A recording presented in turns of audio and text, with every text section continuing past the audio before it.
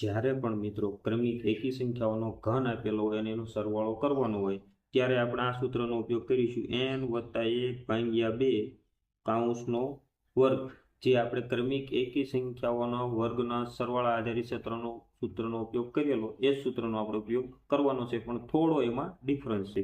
પહેલા આનું મૂલ્ય મેળવી લેવાનું, એટલે શું મળશે? n આપણું છેલ્લું પદ કેટલું છે?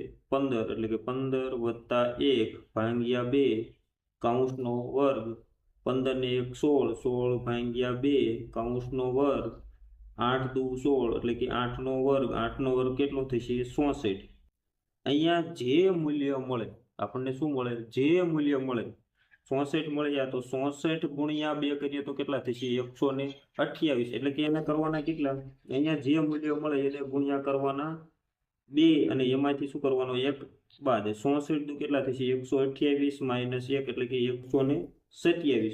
તો આ સંખ્યા સાથે આપણે 127 નો ગુણાકાર કરવાનો થશે. તો 64 × 127 કરીશું તો કેટલા મળશે? 127 × 64.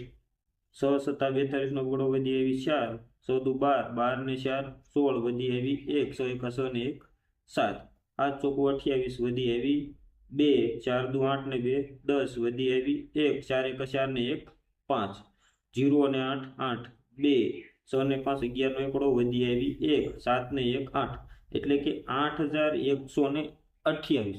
1 થી લઈને 15 સુધીની એકી સંખ્યાઓનો ઘનનો સરવાળો કરીએ તો આપણને કેટલો જવાબ મળશે? 8128.